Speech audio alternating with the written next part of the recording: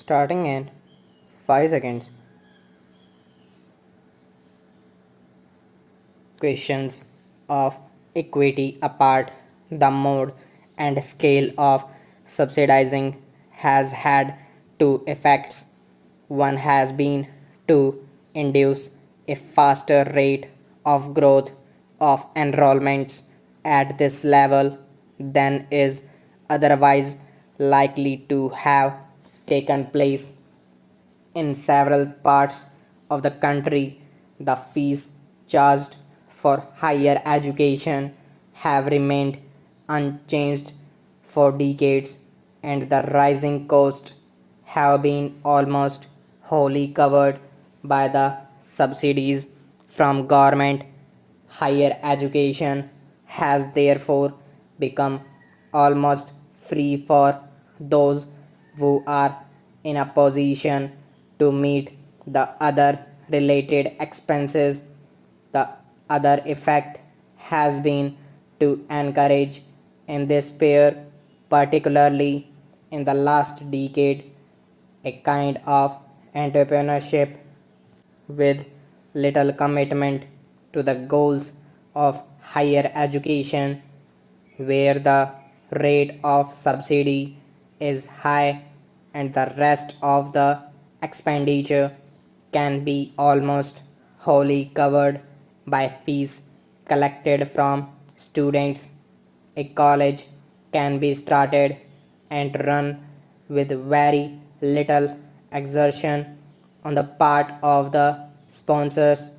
In Delhi, 95% of the excess expenditure of a college on all approved items over its income from fees is met by the University Grants Commission, the sponsoring body, whether it is a private agency or a local authority, needs therefore to cover only a very small fraction of the total expenditure on running a college.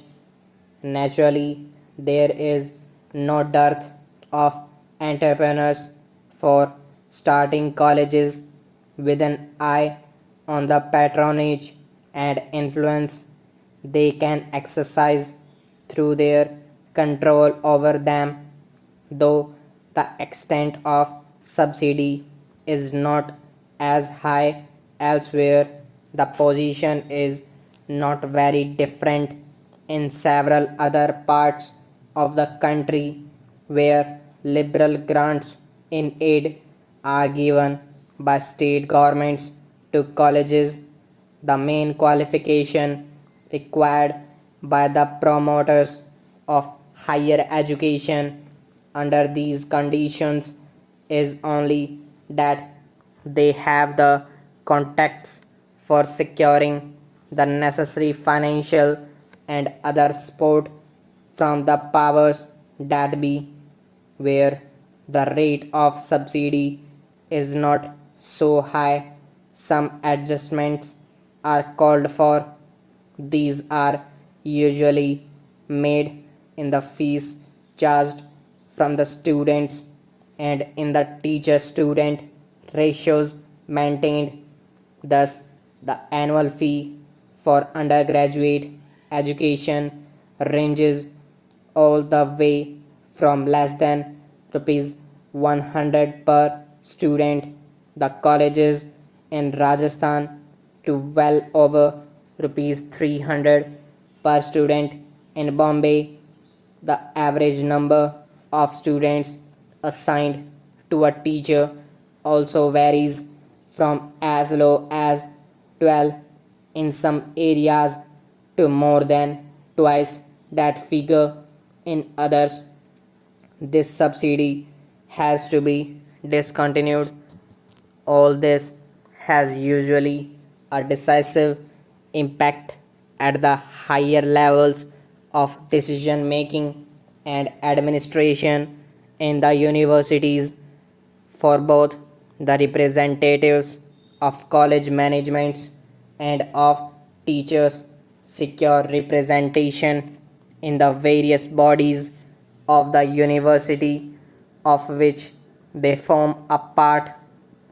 Changes in the structure and content of courses are therefore usually resisted if they call for more appointments at the college level than the managements are prepared to make, or if much more effort is required on the part of the existing staff.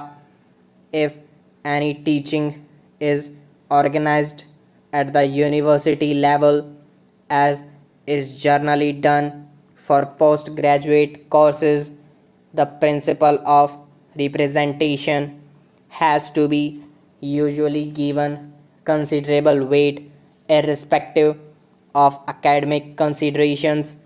The various sectional interests involved have to be taken into account also when examiners are appointed by universities, and sometimes even when the results of the examination are declared. Universities, as organized now, are in fact highly vulnerable to pressures of various kinds. The representation given to colleges, the system of elections to the more important decision making bodies, and direct dependence on government grants are all potential instruments for gaining influence and exerting pressure within universities.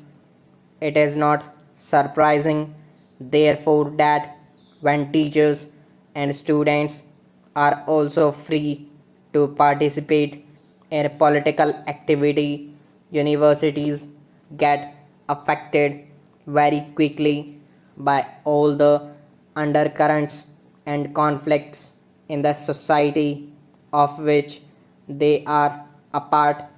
One of the major problems now is that while political forces are able to gain entry very easily, the universities do not have the means for effectively coping up with them. Under these conditions, growth in size beyond a point becomes a particular serious handicap. Not only are there few economies of scale to be gained by such expansion, but diseconomies set in through their greater vulnerability to pressures from outside and from within. This has become a major problem for many Indian universities.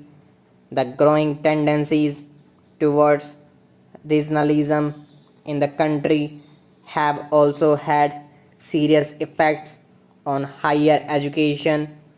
These tendencies are generally expressed in demands relating to the medium of instructions.